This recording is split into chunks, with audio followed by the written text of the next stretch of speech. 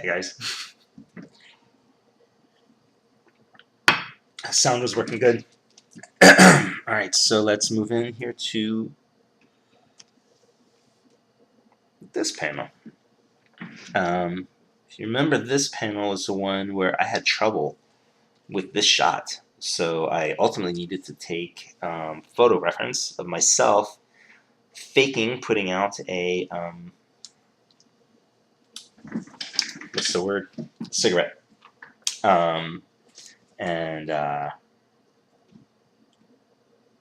Yeah, so ultimately I just traced myself, but I made sure that when I trace myself that I'm not really tracing the photo. I'm using the photo as like a breakdown, as just the loosest of breakdowns, and I'm making sure that I don't let the photo get in the way of my style. I don't want it to look or feel like a tracing or like a photo, more importantly, than anything. I'd rather be a bad drawing than a good drawing that looks like it was traced, to be honest. Um, Tracing is another tool. Totally acceptable. I know it seems weird. The only thing that I think is wrong with tracing is if you're tracing other people's artwork. Or if you deny it, if somebody asks you, did you trace this from a photo or something? Just be transparent about what you're doing. I don't believe in the whole, not showing your process or being afraid of it, or I don't get it. It's not magic. Anyway, yeah, actually, if you have that Walker statue that Brian and I did for Powers years ago, I had to do a 360, one of those 360 shots of Walker for that. And while I'm short with a big head, I could still use myself as photo reference, and then just did a 360 shot of me in that exact same pose. And I traced, but I had to change all the proportions in my drawing on top of the photo. And then that statue looks exactly like, one of my drawings. It doesn't look like me at all, or a real human in any way.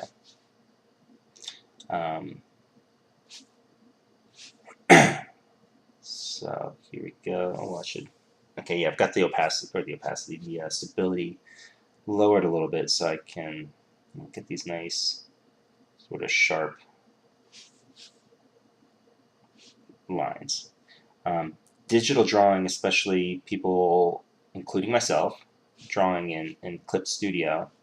This happened to me on Cave Carson. I noticed that my lines started getting very much controlled, very in these big, swoopy, easy kind of shapes, which is fine, but it's kind of an artifact of working in Clip Studio or digitally, especially with the stabilization way up, and it gives a similarity. It's like an accidental house style that you will notice with a lot of artists, whether they're working, especially those of us who work cartoony. And what ends up happening is it kind of sucks the life out, I think, and it creates this sort of Venn diagram where the sameness starts to happen even amongst people who don't have the same style. Maybe that's a criticism. I don't think it's a criticism. I think it's just an observation because obviously I still love that style. I'm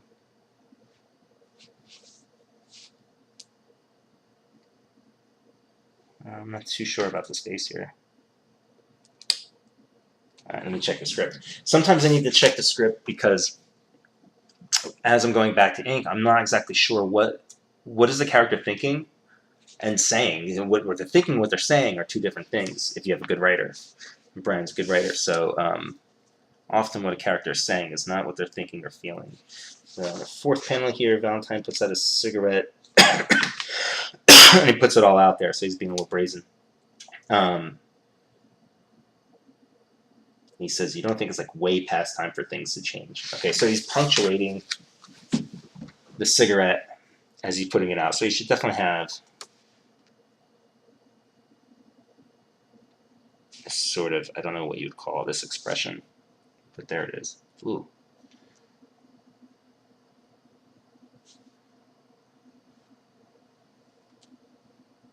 All right, here's a good thing. When I threw the shadows down here because it was loose, It looked really easy there, but now as I'm inking it, like I can't do that. That's just going to look weird, right? But I think I could do this. I think that'll work. Let's see.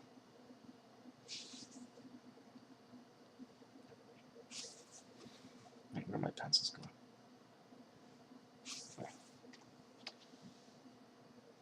Yeah, just looking at that, I can tell. All right, that'll work. But I still want to see his eye.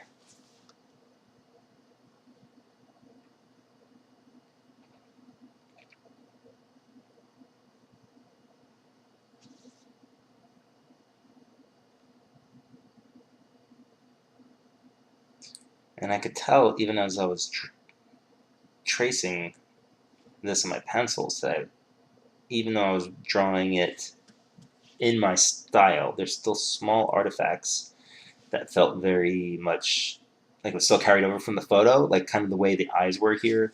You see the sort of droopiness that comes down. That's pretty natural on the eye, even for eyes that look completely horizontal. And I picked that up here, so I want to knock that out and do more of this kind of abstract eye, because that's closer to what I draw than what's in reality. You know, I'm not a literal artist. You know what I mean? I'm not drawing in a literal style where we need that. In fact, it calls attention to itself as untrue, an artifact of tracing. I like the little shadow in the ear.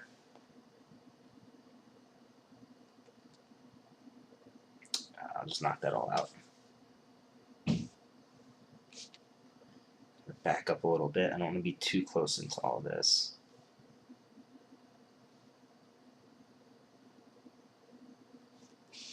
Could put some highlights into his hair, but I don't know. I don't have answers for everything of why I do what I do. So why I don't put a highlight in here, it just doesn't feel like it should have one. I guess because we're looking down and up and his hair is kind of like messy and flared out. There's not really a singular reflective area for it, like as if we were looking down onto it. Okay, so his fingers being way further up here in front of you, I'm going to use a much thicker line. I'm going to go for like a 50 or 60 size here. Still thinner towards the top because that's where the light is. See, all the light's come from here, so it's thinner line to thicker line, thinner line to thicker line. And then the thickest line down at the bottom, because that's the opposite side of. A cigarette is here.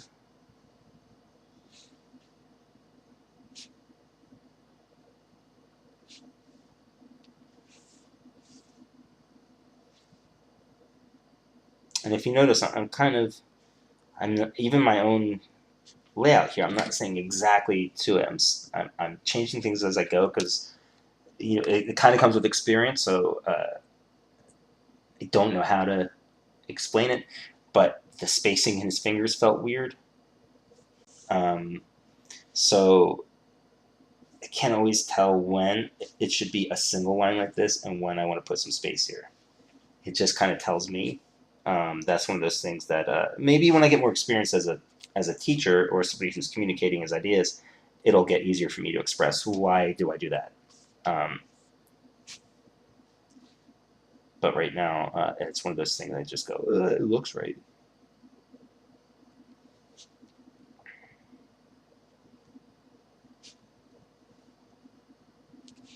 All right, so that's smoke coming off of him. I'm going to use a thinner line. Actually, I'm going to use this textured pen over here. It's more of a textured pen. I don't like to use it that much though because I can't get the tips the way that I want. There's probably some sort of setting in here that I can have to improve, but I don't know. I just struggle with it. All right, so back to my regular pen. I was at like 50 or 60, but I'm going to keep it 50 for this ashtray. No bowling alleys have ashtrays anymore, but this is a fictional world, so ashtrays abound. This weird shape here kind of picked up from Kirby. Sometimes just a sort of vaguely, I don't know how to express this at all. There's some sort of like vague highlight, shadowy, roundish shapes that brings things alive. I'm guessing it's about finding the form uh, within the ashtray. I couldn't tell you why this works versus me going like with a line like that, which totally would work. But some things are just a matter of taste or a built-in instinct. Hand is still kind of weird to me. See, this is the thing. Even if you trace something, it doesn't mean it's going to look right. In fact, it could look way worse. You can take a very athletic man, a swimmer, and trace his body out, and then his head's going to look huge. Here, I'm seeing all my fingers here, but I'm not seeing like the shape of the rest of my hand. So I'm going to have to figure that out myself right here and now. So I just added a little shape here and a little bit here. This indicates the palm some. It was completely hidden in the photo that I took and traced, but it's going to look weird if he doesn't have something there. Even if I end up I think I'm going to end up blacking this area out. I still need to indicate something going on with his fingers or with his palm, the rest of his hand. Again, look right here. I've got like a black, white, black, white, black, white, black, white going on. So try to do that as much as possible. Ooh, tangent. All right, so you see here how the ashtray part here, I put this line to indicate where some of the folds in his clothes were, but it's coming right off of this ashtray. It's very natural for the human eye to connect objects, to put things together. Unfortunately, in art, that can lead to these weird shapes. So now it can kind of look like there's this weird spiky thing stepping out of the ashtray. So just to make sure I stay away from this point or this point, and I draw this line in the middle. That keeps that tangent from happening, or from being so egregious anyway. And I'm going to leave a little highlight there.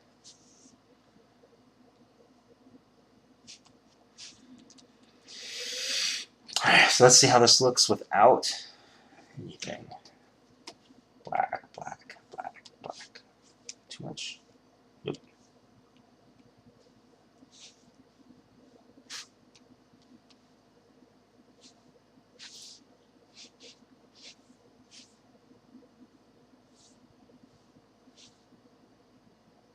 He's a little cockeyed there, isn't he? I'll figure it out.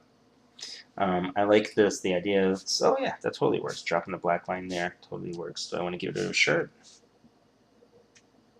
No, because now his thumb looks really weird. And it looks weird without a thumb. Let's keep his thumb in there.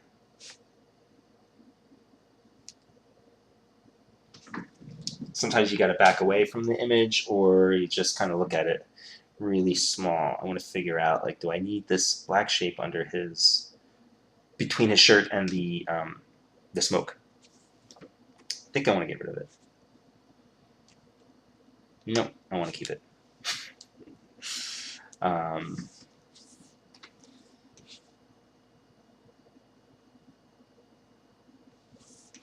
Yeah, his eye is just so far over there. There we go. And I think I need a little eyelid too. More black, more. This is fun, so I know this won't work, but again, this is what's fun about digital. I want you to try this kind of stuff. Just drop that black in there. Does that work? It's too much here, but you know what? Sometimes it's not. Another fun trick is to create another layer on top. Drop the black in. You make sure that your paint bucket is filling all the layers, so it captures everything.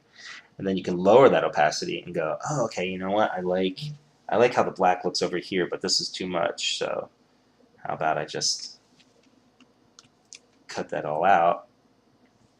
There you go. Look at that.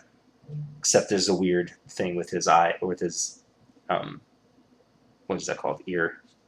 The shadow there. So maybe I have to add to it. Still I don't know. There's something there, but there's something not. I guess maybe if I did this, like a shaft of light. I'm not sure.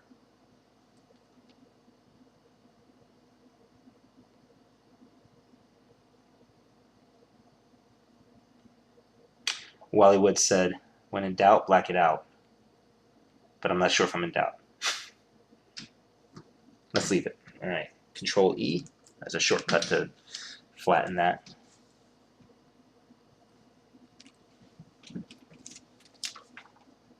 Oh, I have a text from Brian Bendis.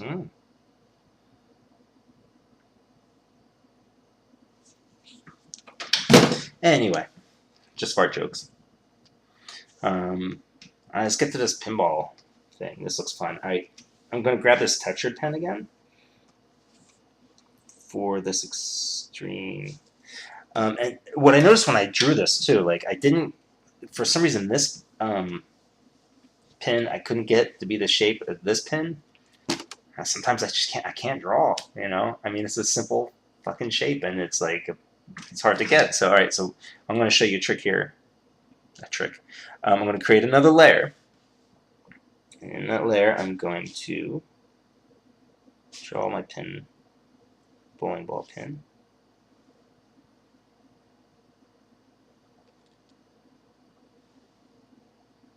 And remember, there's a setting you can do on your pen to make this the back pen, so you don't. I'm not using my keyboard. I've never been really good at shortcuts, keyboard shortcuts. So I really like that Taki showed me. She figured out how to do this pen thing. Oh, boy, I cannot draw a bowling ball pin, can I?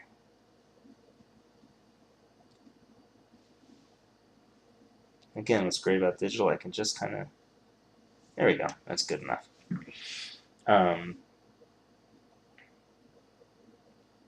Yeah, so what's great about digital, you just keep playing with it until you get it right. So now I'm going to make a copy of this. I'm just grabbing it, bringing it down here to make a copy. Now I'm going to grab that and line it up here. Alright, now Control E to drop that down to the same layer. You can also lower the opacity just so you know what's going on, but I can see it pretty clearly. So now I'm going to select all this outside area. Delete. No, this is not. I double check. Alright, this is what I just drew. This is the ink thing. So I want to make sure that I'm dropping it down on the right layer so I don't screw that up. Now I've got them looking pretty much the same shape, which is great.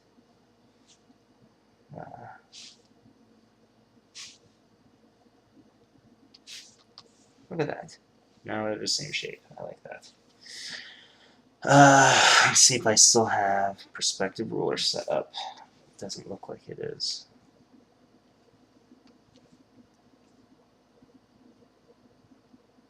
Yeah, I don't know where that was. All right, so what's great about one of the great tools in Clip Studio is the ruler tool. So if you go up to Layer, come down to Ruler Frame. Why is it called that? I don't know. Create Perspective Ruler. You do 1, 2, or 3 perspectives. These get complicated, at least when you start out. So I'm just using 1-point perspective. I've used 2-point perspective a couple times. It's just tricky, but it's so useful. It's so beautiful because you can do lines in perspective, and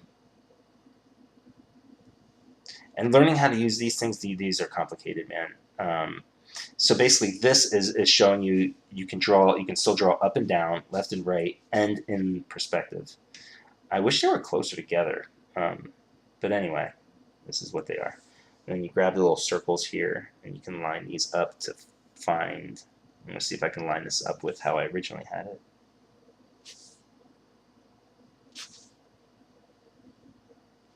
Ooh, all right. This is pretty close, pretty tight. Yeah, that's good enough. All right, so now my ink line. So this up and down, left and right, so I can draw, get a small, I can draw left to right because it's lined up with this thing. I can't do an angle unless it's going to, all my lines will either go towards the perspective or they will all be left and right. So I did that when I laid it out, and I'm going to do it with the inks. What's great about this is I can still do thickness. So thin, oops. Sometimes you have to really exaggerate what angle you're at so that you don't accidentally get caught with the left or right or up and down thing. But I can still go, yeah, thick to thin.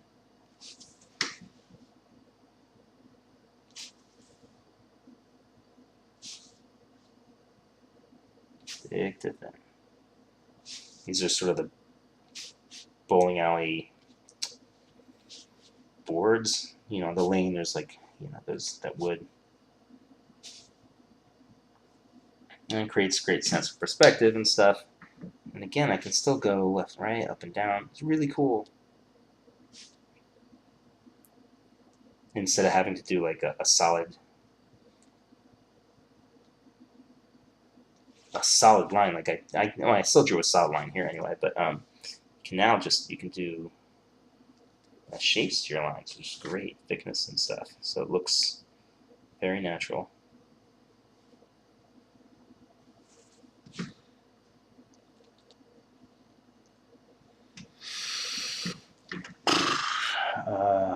Yeah, I guess that's good. That's that's a really fun way of using the perspective ruler. And I'm going to shut it off. And then if you go back to it and you need to use it again, you're like, oh crap, now I can't move it around. How do I adjust it? You go over here to this square, this 3D shape, and then when you click on it again, it brings it back. It'll take you some tooling around. You'll figure it out. It's a lot of fun, super useful. It's pretty crazy. Because a lot of times what I'll do is I'll sketch out I'll sketch out the building or the whatever the thing is that I'm drawing. I'll just sketch it out loose hand with sort of eyeballing the perspective and stuff. And then I can lay down the perspective ruler on top of that and then tighten everything up.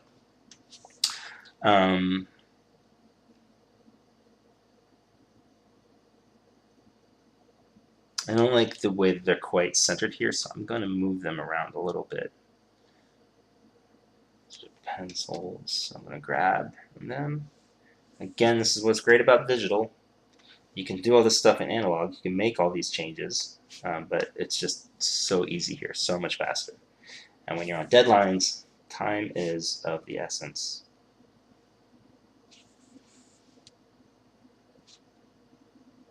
I'm just going to make these guys silhouettes.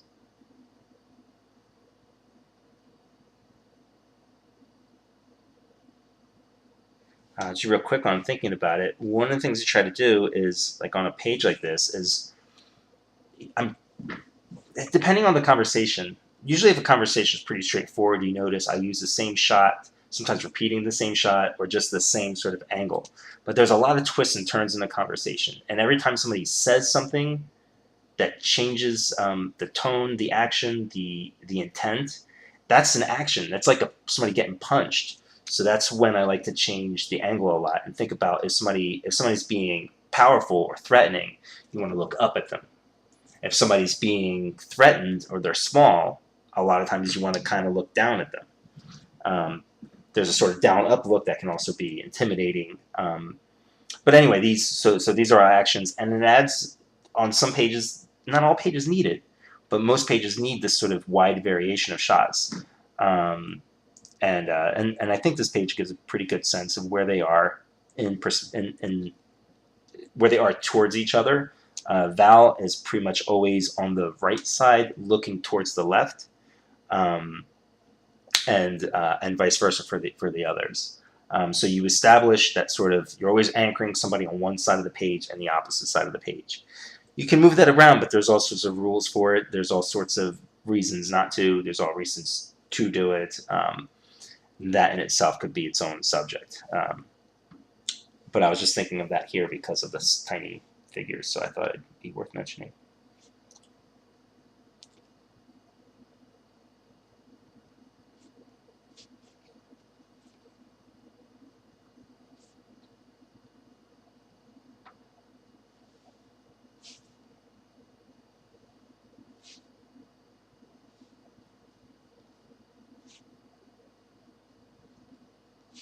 Most of this in here I'm thinking of is again shapes. I'm not thinking literal. I'm not thinking, well, where's his nose gonna be? Where's his forehead gonna be? I'm just kind of drawing it in here, and then I'm gonna find some highlights because most of these guys are just gonna be black shapes. They're just silhouettes.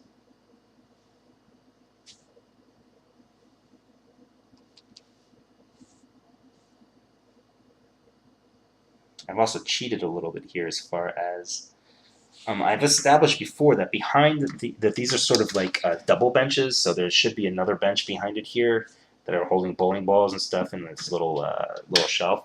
But because I have these pinballs here, so the pins, I don't want to um, add to something else here. I like the framing here, so I'm kind of just taking those objects out. Few people will notice, less people will care. Um, what they care about is being able to follow the story and the emotional impact of the characters.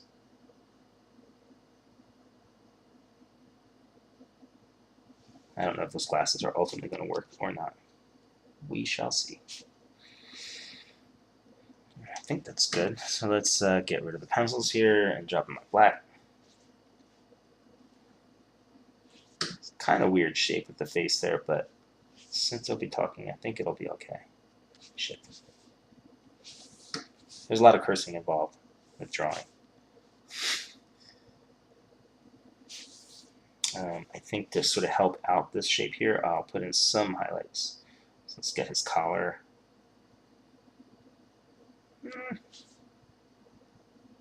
Collar and ear. Tiny panel. I guess that's okay. I'll live.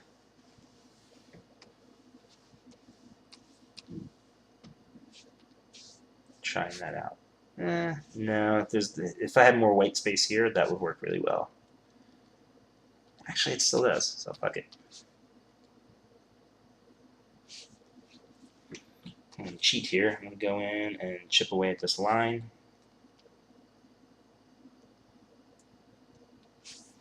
It's not a cheat. It's just, that's just me talking.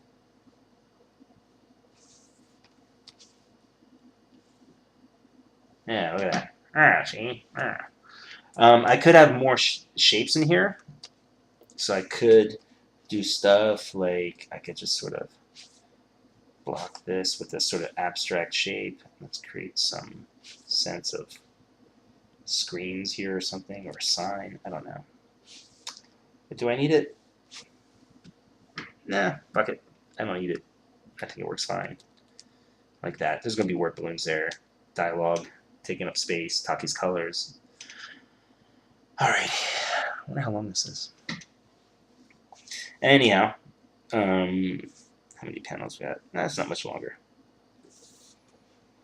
One of the fun things I get out of this is doing these videos is this anchors me to the table. You know, I'm going to sit here and do this whole page without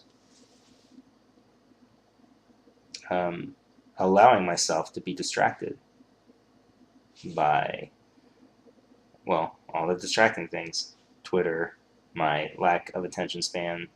You know, you sit here long enough, you just get kind of itchy, anxious. I don't know. But talking to you guys, and you know, I'm getting a lot out of this. This is great. You know, hopefully you guys are learning stuff. Hopefully I'm learning stuff. I find out what happens is living. Yeah, Taki and I live a pretty secluded life, and not talking about process, not talking about, well, her and I talk about it all the time, but having to speak about it to people who I'm assuming don't know what I'm talking about, you know, Taki and I are on the same mental path, so we know what we're saying, even if we're not in complete sentences for the most part. But being able to really express what I'm doing and why I'm doing, it helps me out as well. I want to stay sharp. The last thing I want is to be the old vet who knows his shit too well and gets too comfortable and gets stagnant and doesn't even see it. That's a big fear. I never want that to happen. I'd rather my art take like a weird direction, way too cartoony or way too abstract or something, rather than um, be more of the same and stale, you know. And again, I'm trying to make sure we see the jacket here, even though that doesn't quite read as a jacket. I think seeing it enough times is going to do that.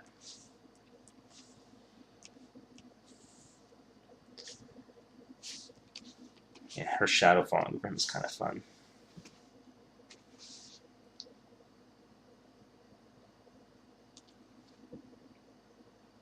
Why his nose is weird looking. All right, the light is coming from this side of his face, right? So this doesn't feel right to do. I mean, it works. If I do a very light line there for his nose, but what I should do is have the line. But his let's see. So it should be coming this way because that's where the light is coming from. I think that's okay. It's not great. It's all right.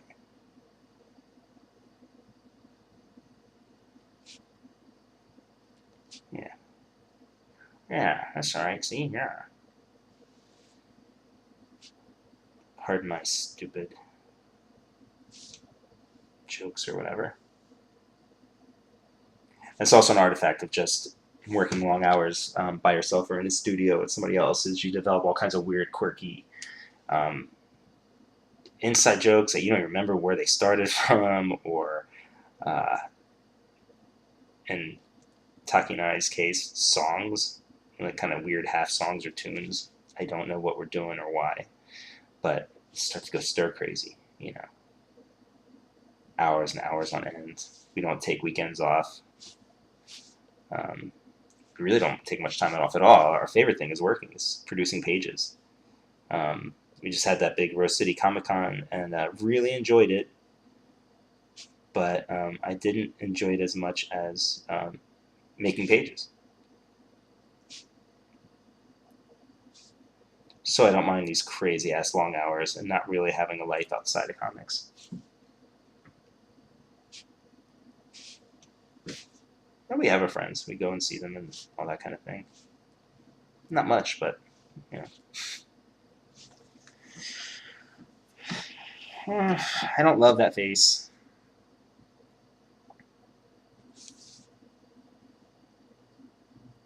This time I'll put in a little highlight into his hair there. Don't love the face, don't hate it. It's fine. It's functional. It gets by. Again, I could sit here and just rework it. I don't see why though. I'm hoping that when you're reading my comics, you appreciate the art, but you're not stopping at it. I want you to move on with Brian's words. I want our work to work together, not as like a series of pinups or anything. So that's one of the reasons why I don't believe in perfecting every face, every shape, everything. Um, it's an art form, but it's also functional. For me, anyway. But there's plenty of artists who I love out there. Thank God they're into highly detailed, highly illustrated kind of work. My buddy Adam Hughes. Actually, I've seen Adam do a lot of loose stuff every now and then. When he does his work really loose, it's just as awesome. But obviously, his ability to just nail down drawing, a figure, an emotion, a body language is just unparalleled. And thankfully, he takes the time to do it right. Not that the way I'm doing it isn't it right, but you know what I mean.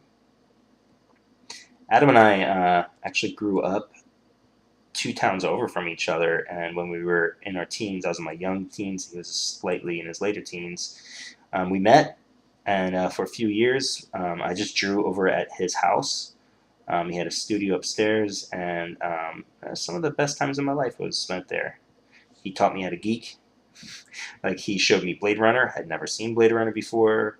He introduced me to Hitchhiker's Guide to the Galaxy, which is the first book that I read, which I'm ashamed to say, yeah, it wasn't until my teens, but there's all kinds of reasons for that. And art, lots of art. He introduced me to Steve Rude, um, to a mutual friend, Neil Vokes, who, Neil is another mentor. Um, Both of them introduced me to all kinds of artists whose work that I love, including Mignola's, who's obviously a big influence on me. Did I just get rambly? I don't even know what I'm talking about now. Oh, Adam. Adam and I have very different approaches to art. And one of the things he said to me once, which I love, I take it as a compliment, was I learned to draw fast first and good later. And I think that's really served me well. I don't recommend that for everybody. That's just that was how my process worked. Um, and I think you'll figure it out for yourself what kind of artist you are, what kind of creator you are, you know, and at what point a habit might be serving you well and when it's not serving you well. Ugh, these glasses. Not my glasses, her glasses.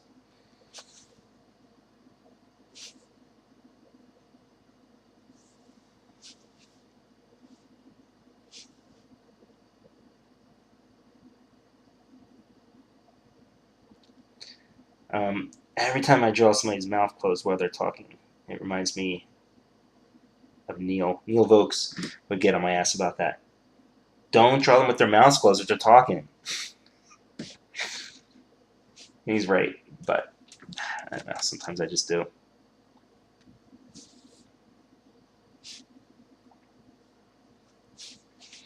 I can tell this figure is going to take some work. Like, this is really weird looking here. The bicep on her jacket, like, it's not. It should express some shape, and it's not. It should taper down some here. There should be some folds. I'm not sure if those are the right folds or not.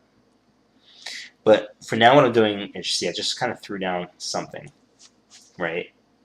I don't want to get sort of artistically compensated, artistically backed up, constipated with worrying about things too much. Because again, digitally, I can go back and fix it after I've walked away from it a little bit. Give myself some time to ingest, digest what I'm drawing or what I drew, and then I can come back to it. So there's all kinds of imperfections here, but I'm not feeling it right now. I just know it's there, so I'm gonna just move forward, man. Just keep moving forward, and then I can go back. I'll flip the page. I'll look at it smaller, and I'll figure it out, and I'll adjust it then. Hopefully, I'll be able to record that for you. All right, because his characters, both these two characters are overlapping here. I'm going to create, or overlapping this gap in the gutter. So I'm going to create another layer. And now, since he's way in the foreground, I'm going to use a pretty thick brush, which that has 60. Maybe I'm going to go 70. And I'm just going to ink directly over. That's part of the couch thing here. I'm just inking directly over the line, so I don't have to like stop and worried about like faking that transition here.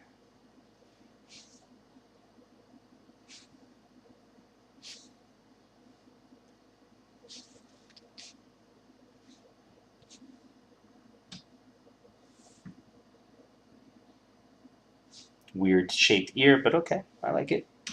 It says ear. Thin on that side, thick on this side. Outline of his face. Make sure that the neck is coming up in front of the jawline because the neck is closer to us. His hair.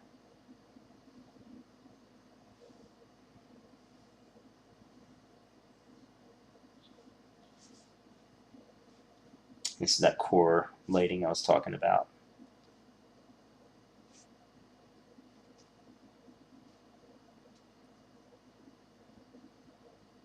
So there's a sort of like white highlight around him. Well, the top of his hair looks weird, doesn't it? Make it larger. Let's just redo this.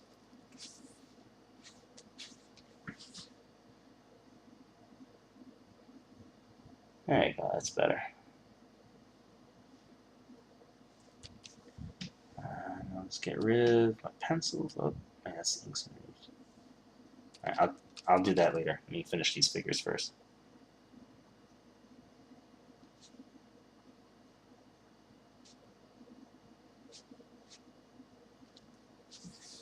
Smaller brush because he's further back, smaller details.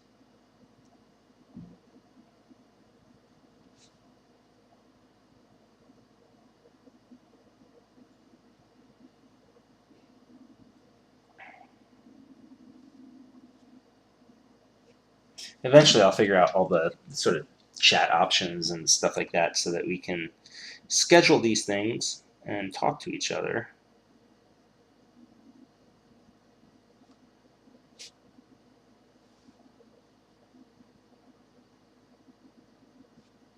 And I get very conscious of drawing and not saying anything when you're watching this. I can only imagine how boring it is.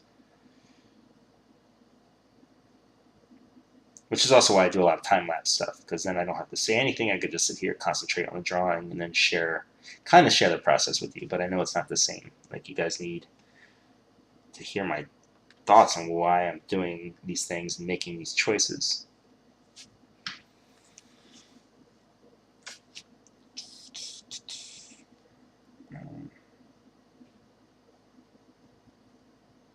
Sometimes just finding a fun shape on the head is all you need, or face. Like, that doesn't quite make sense, those zigzags there on his face, but once I fill in the black, it will, oddly enough. I want to try and cheat. What I mean by cheat, so right here is the couch line. It should be right around here, but I'm going to lift it up a little bit so that it goes over here, so that it helps with that overlapping shape sense. Now I'm going to bump my stabilization way up to 100 because I want a relatively super smooth line for this abstract shape, which I have established on earlier pages. Okay, so let me drop out the pencils and drop out my shading. So remember, I drew this on another layer on top of my regular inks. So I'm going to lower the opacity so I can see where all these lines are and start erasing off of there. You can also use that tool. You see me using the lasso tool. I can't say why I use one or the other. It's just one of those things. I don't know why I did it. I just did it. Okay. Alright, so now I'm going to combine this layer here that I just drew with the inks, Control E. Now I'll go ahead and fill in the black here. Let's see if those face shapes work like I thought they will. Yeah. Yeah. Indicate the couch. I'll go black, black, black,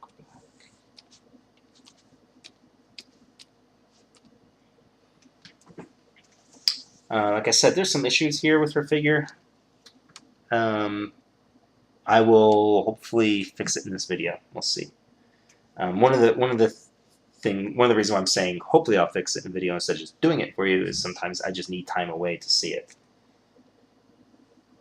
And then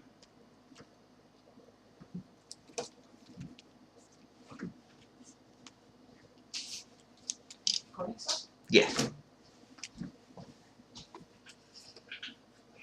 Special appearance by Taki Soma.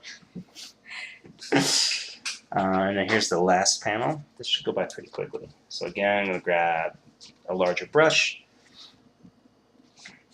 Let me lower the stabilization down. Like I said, like around 20. That sounds like a lot, but it's really not. See, I can still move pretty quickly without it lagging or anything. But let me see if I can show you. All right, the stabilization is all the way down. Now I'm going to put stabilization all the way up. Try to do the same thing. And you can see the difference in the tips that I'm getting. Something to do with the stabilization. When you lift the pen off of the Cintiq, it creates different effects. So anyway, blah, blah, blah. That's why Right now the stabilization is on 20 because I find somewhere around there still gives me that tip, but doesn't give me too much stabilization either. So I'm going to try and move back a little bit.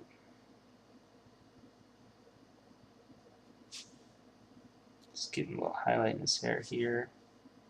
There's the part in his hair. I might have to touch that up. We'll see.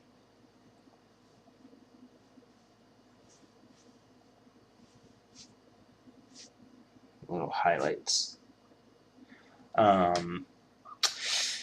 So what I noticed is sometimes in these hair highlights, doing this kind of U shape where the U's are coming towards each other, it really works. I don't know what it is about it, but it really expresses the shape of the hair better than if it was just straight across.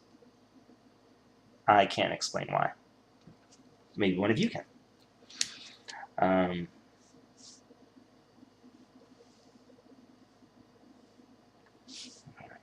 tiny bit of highlight here.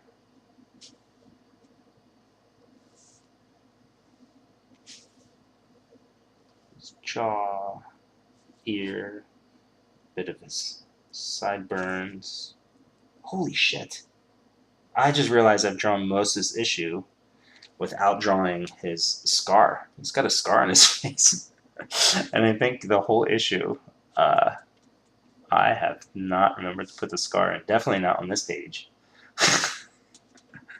Well, I'll definitely be going back to do that. I don't think I need to do a tutorial on how to place the scar, but I should do a tutorial about paying attention to your own characters.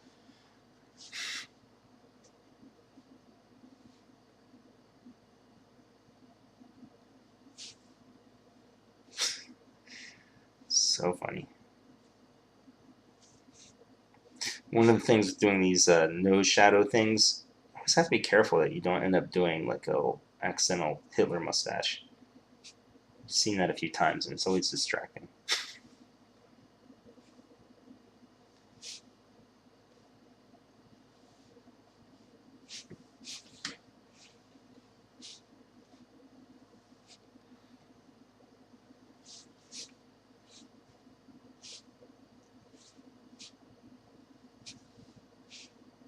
I'm going to make this eye here. I accidentally drew it a little squintier, but I think that totally works.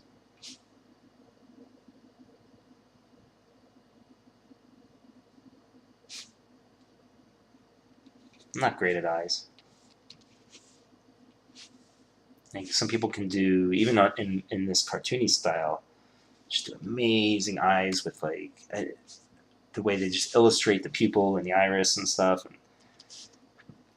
It's not something I've ever felt like I've nailed down well. And then when I do, it's usually because I'm just looking at another artist and how they did it, and then I'm kind of aping it, but it's not really coming from me. So maybe I just need to practice more. No matter how long you've been around, there's stuff you kind of fall out of practice with, or you concentrate so much on other things, it's easy to sort of lose track of some stuff. I can also tell if there's something wrong with the shape of his head. So his skull is coming down like this, loosely. So you see the hair here, like there's not enough space there. So I'm going to have to build this up.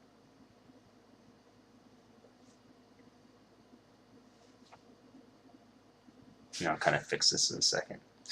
All right, let's take a look at this and see how it looks. So I'll get rid of the pencils and get rid of this shading thing.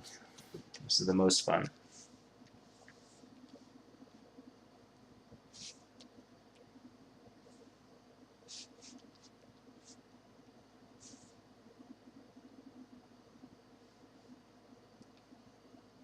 That's a weird shape.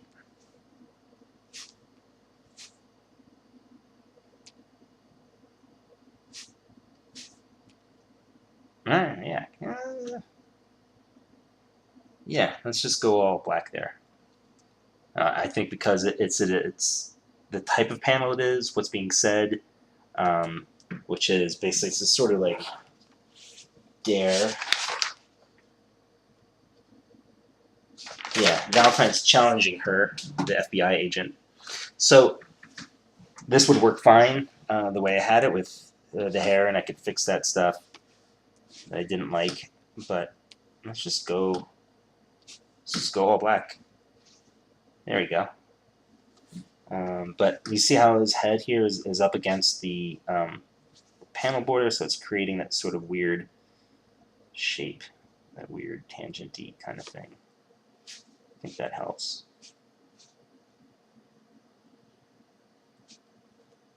He's got some facial stub hair, so let me not do that too thick.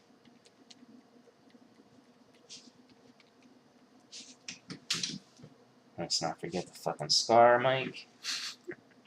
Also, the scar, you can then, it's always fun to use some weight. Go in there a little bit.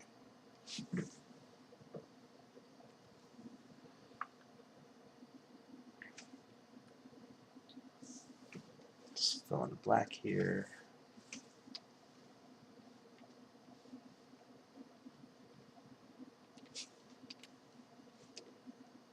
Oh, that's kind of neat. I was going to leave it open for a sleeve there, but I kind of like that.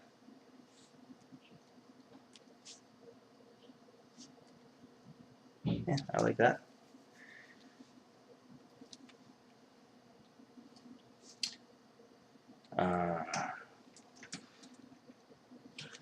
Alright, so let's tackle this figure I'm not too happy with.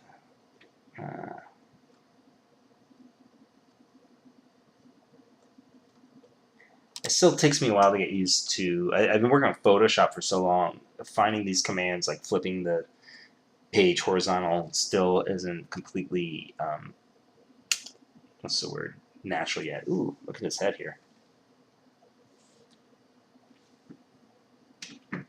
This face is a little weird, but I'm okay. That's, I might want to fix his eye. Yeah, I'm going to do some fixes on these. I think I'll do those in another video, though. I'm going to save this. Right, let's go back. Oh, this is another thing. Son of a bitch. Okay. Make sure you're saving as you go along. I have gotten to a bad habit of not saving as much as I should. And what happens is you get cocky, and you just keep moving because you're all excited, and then you crash or something, and then for some reason your programs haven't saved it, and you're screwed, and you lose a page or you lose a couple hours of work or something. So make sure you're saving all along the way, even if things seem to be going well, because you never know when your computer's going to get glitchy. I think that's it for now. I'm going to record the fixing of this a little bit later, and then hopefully I'll actually record that and post it. I hope this stuff was useful. I think this was a pretty good session, and please leave comments if you liked it or not. Take care.